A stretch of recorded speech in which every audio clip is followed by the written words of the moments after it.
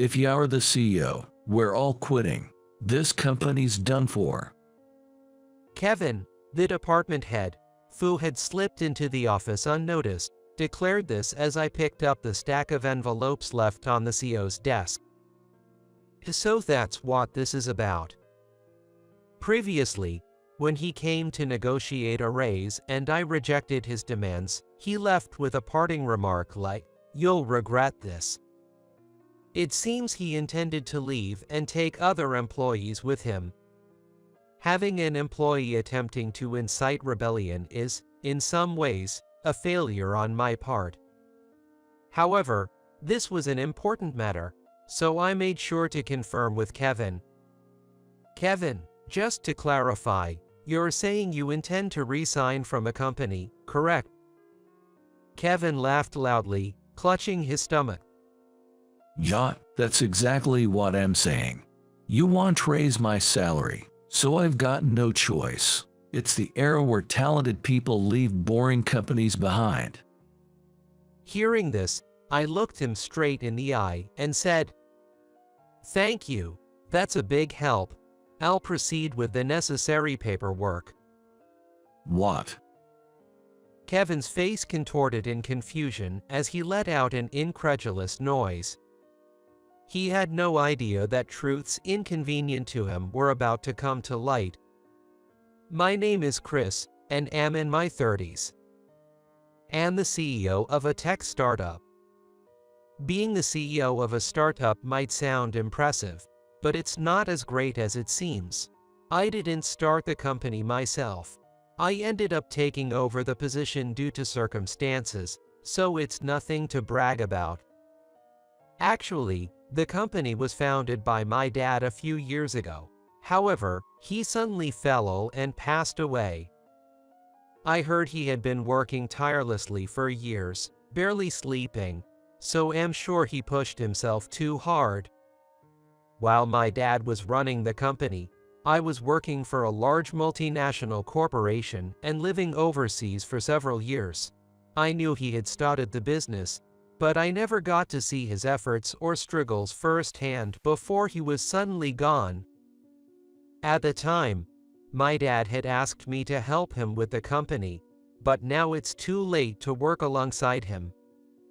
I've always been frugal and had saved a decent amount of money, so I didn't feel insecure about the future. When my dad told me about starting his business, I was intrigued. However, I was deeply involved in a major project at my job and wanted to see it through. I told him I'd seriously consider it once my current work was done. Just as I was nearing the end of that project, I received the news of my dad's passing. In the end, I left my job without completing the project, returned home, and took over my dad's company. Given these circumstances, I don't feel particularly proud of myself, but I can't keep looking down forever. My dad always spoke to me with my best interests at heart. Although I worked at a multinational corporation, I had a rough patch during high school when I didn't fit in and became truant, eventually attending a free school. My dad always encouraged me with kind words. Pursue what you love and compete in areas you are good at. One day, you'll discover your strengths. Those words inspired me, and I started exploring things I was interested in and believed would be useful in the future. I studied computers, languages, and even got certified in color design. Because of that, I was able to develop apps as a high schooler and gained enough language skills to hold business conversations with foreigners. I wanted to honor my father by taking the company he founded public and turning it into a business that contributes to society. I believed fulfilling his dream would be the ultimate way to show my gratitude, so I took over and started managing the company. However, about a year after taking on this role, I began noticing various issues within the company. If the problems were related to operations or systems, they would be easier to resolve, but the real issue lies with the people. What makes it worse is that the behavior of a department head, who is also a manager, has become a major source of concern, making the issue even more deeply rooted. His name is Kevin. Kevin's attitude toward work is blatantly unacceptable. According to reports from other employees, it seems he spends a significant portion of his working hours on side gigs. Chris, I'm heading to the post office for a bit. Since Kevin is in his 40s and older than me, he has spoken to me in a condescending manner since I first became CEO. Going to the post office is rarely part of his job, so I stopped him. Thanks for your hard work. By the way, what do you need to do at the post office? Kevin made an obviously annoyed face in response to my question. Come on, there's nothing strange about going to the post office while working. I need to make a payment, and today's the due. With that, he grabbed a large package and tried to leave the office.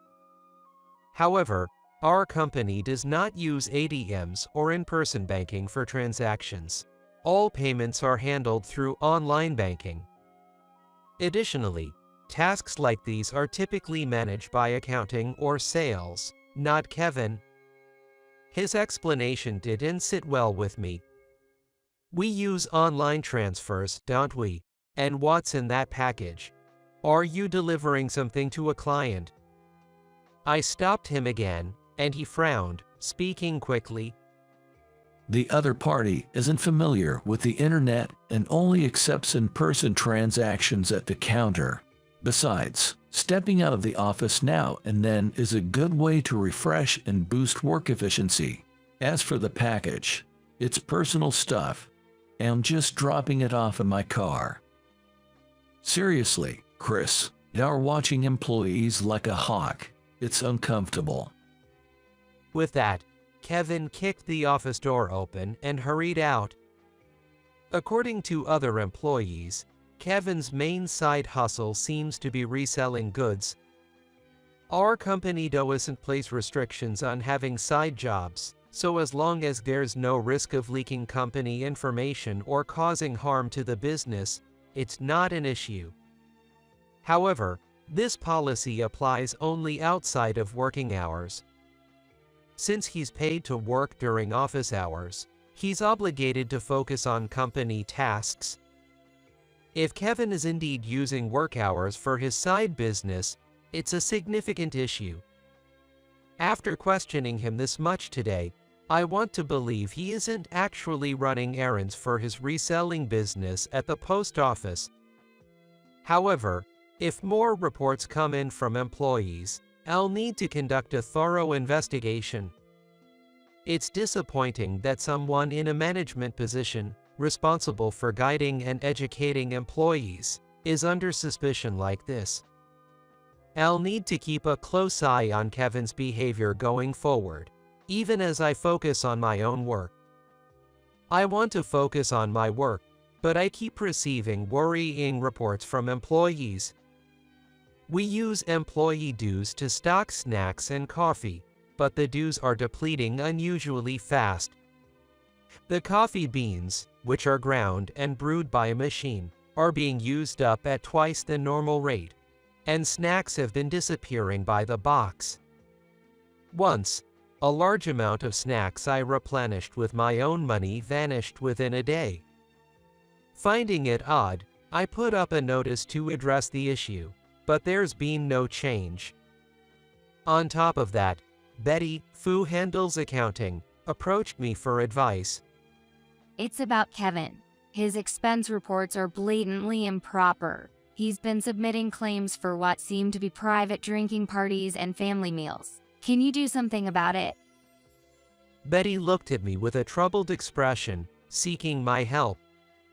She's an exceptionally talented employee with both a law degree and a CPA certification. I'd heard that, like me, she had been truant during high school and spent her time at home studying. Her determination to prove herself to former classmates who once made her life difficult had driven her to excel, and I found her incredibly strong. I've witnessed Kevin, who only sees the surface of her past truancy, mocking her on multiple occasions. Each time, I've reprimanded him. As you said, she's a bit emotionally fragile, so I shouldn't be too harsh with her. However, Kevin would say completely off the mark things like that. Even though he's nearly the same age, I deeply respect Betty for her incredible skills and determination. Yet, there she was, speaking with a somber expression. Actually, I saw Kevin taking office supplies improperly quite a while ago. I discreetly warned him, but it seems he's still doing it. As someone older and often bossy, Kevin likely intimidates Betty, making it hard for her to stand up to him. While we were discussing this in the break room, Mike came in to make coffee. He's around my age and has experience running his own business, contributing to our company in marketing and sales. Though his previous company didn't succeed, his experiences have been invaluable, and he consistently brings great ideas to the table. Being one of the founding members from when my dad started the company, Mike has the longest tenure here and knows the company inside and out. It wouldn't be an exaggeration to say that the company runs smoothly even with me as CEO because of him. Both Betty and Mike are truly outstanding individuals. Having overheard our conversation, Mike chimed in. Betty, I think you should let Chris know about that matter as well. It's not good to carry the burden alone, and this is a problem for the organization. With tears in her eyes, Betty slowly began to open up. She revealed that Kevin had been persistently asking her out for meals recently. At first, she agreed, but it became clear that he had ulterior motives. Kevin has a family, and more importantly, Betty feels genuinely afraid. Although Betty is well versed in legal matters and knows how to handle this, it's difficult for her to act decisively when she's the one directly involved. She also genuinely likes working here and wants to avoid leaving or feeling uncomfortable in the workplace. Knowing how much she values the company, I was even more determined to ensure she wouldn't have to endure any more unpleasant experiences.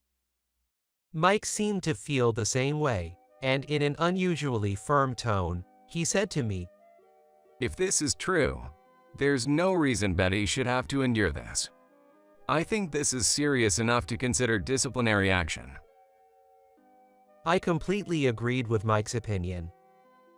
We'll also need to prepare to form an investigation committee. I'll act on this soon. Please let me know immediately if anything else comes up. As we were discussing this, Kevin suddenly appeared in the break room. How can you stand chatting in such a cramped space? I want to make coffee, so can you move? Kevin waved his hand dismissively at me, and though I found it annoying, I stepped aside. From the way he spoke, it seemed he hadn't overheard our conversation. After making his coffee, Kevin grabbed a handful of snacks from a nearby table and started to leave. Mike called out to him, Kevin, if you take that many snacks, no one else will get any. Those are my favorites, you know. Mike said it in a light-hearted, joking tone, so Kevin didn't take offense and even smiled. Mike is not only good at his job but also has a knack for communicating without causing friction, which is likely why he's so successful in sales. I found myself impressed. Oh, so you like these? I'll bring some in for you next time, so look forward to it. With that, Kevin left, still carrying a large amount of snacks.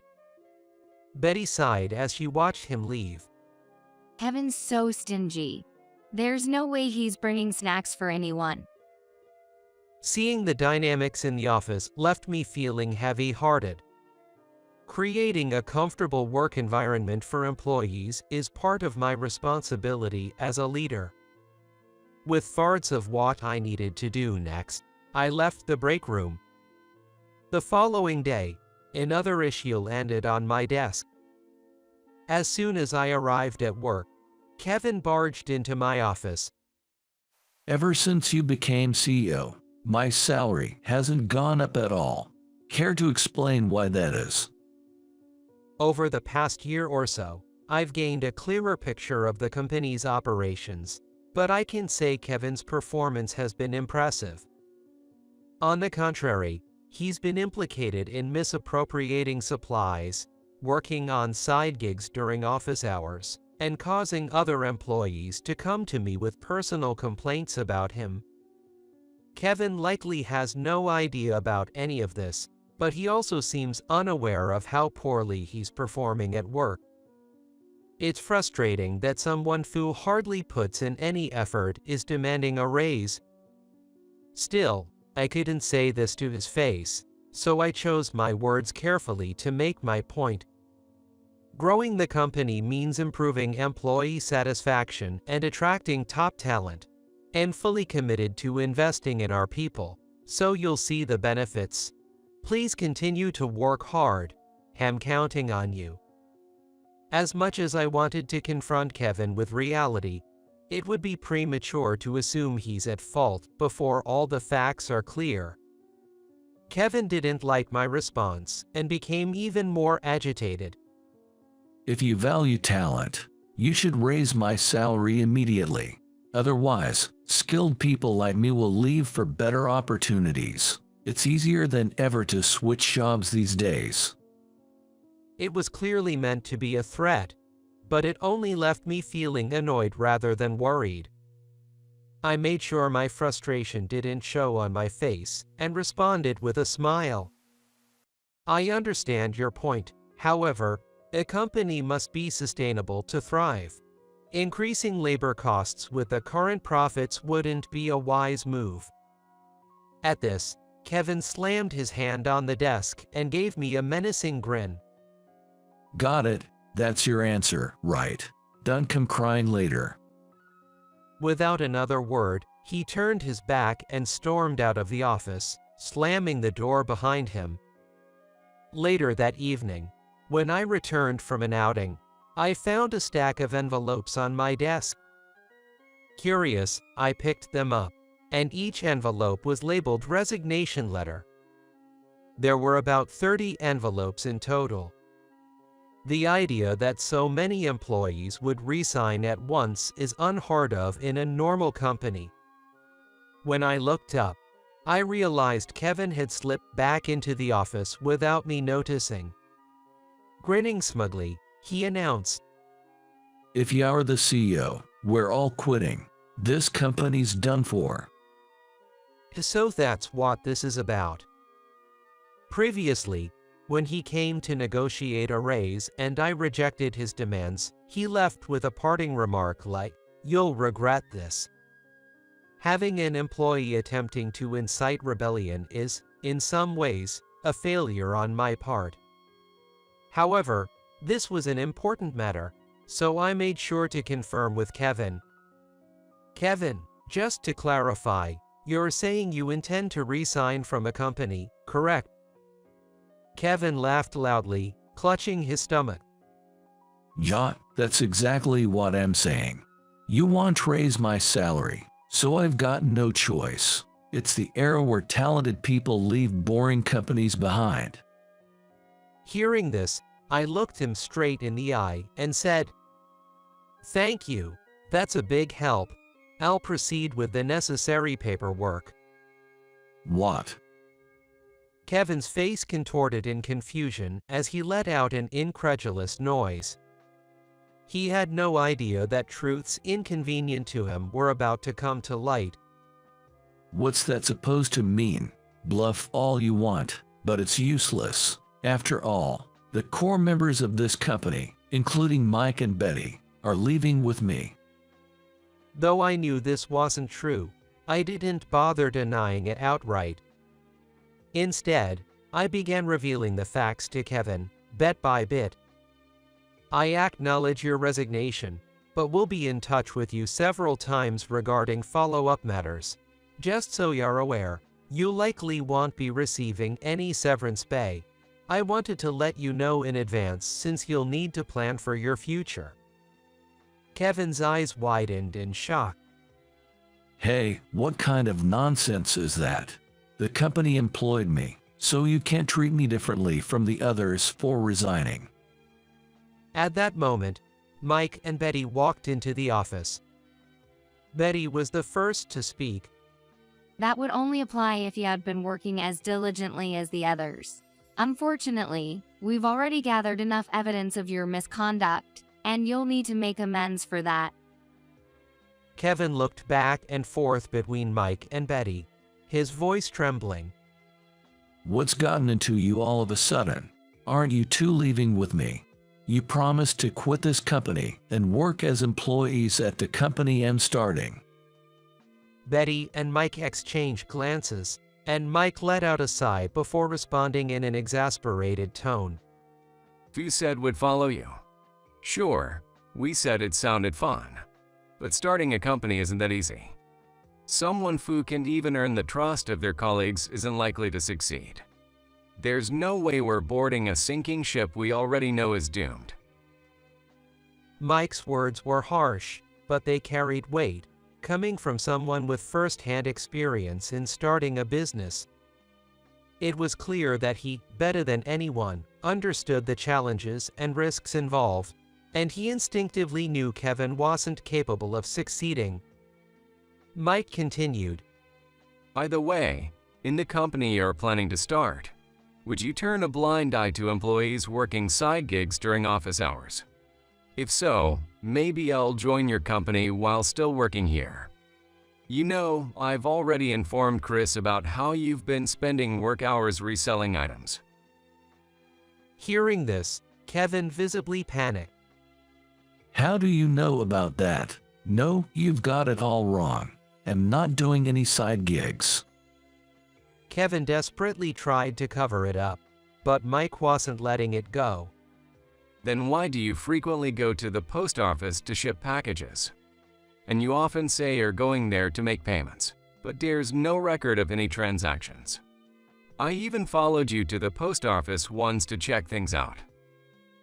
You see, I have connections at the post office and could just ask, but I wanted to see for myself. Hearing this, Kevin stiffened and lashed out in defiance. You were sneaking around and following me. That's cowardly. Besides, it's the fault of the management for paying me so little. I have a family to support. I had no choice. Kevin was being paid well above the average salary. If he truly couldn't manage to support his family, it was either a blatant lie or a sign of poor financial management. As Kevin made excuses that didn't hold water, Betty stepped in to press him further. So, is that why you submitted fraudulent expense claims, claiming family meals as business expenses and submitting receipts for personal purchases?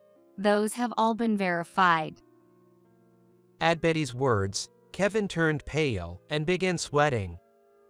His reaction made it clear that her accusations were true. Betty continued, her tone icy. By the way, do you recognize this old printer sitting here in the CEO's office? I bought it through a marketplace app. Kevin's eyes widened in horror as he looked at where Betty was pointing. No way. He muttered, covering his mouth with his hand. You've been stealing company equipment and selling it on the marketplace app, haven't you? The model numbers match, and some of the items still had the company's property management stickers on them. Your recent marketplace sales have been doing well, haven't they? That's because I bought a lot of them myself. Betty stepped closer to the trembling Kevin and spoke in a chillingly calm voice.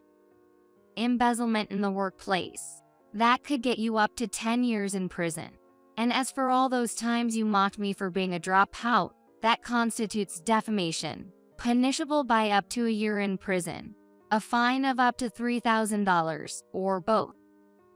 Slander carries a penalty of up to 3 years in prison or a fine of up to $5,000. Please, forgive me. Ignoring Kevin's desperate plea, Betty fixed him with an icy glare. And let's not forget, you threatened me into going to a bar even after I refused, didn't you? I'll never forget what happened there. Be aware that such actions fall under the crime of non-consensual indecent conduct, which carries a sentence of 6 months to 10 years in prison. Be prepared for the consequences. Kevin, seeming to resign himself to his fate, collapsed to his knees in defeat.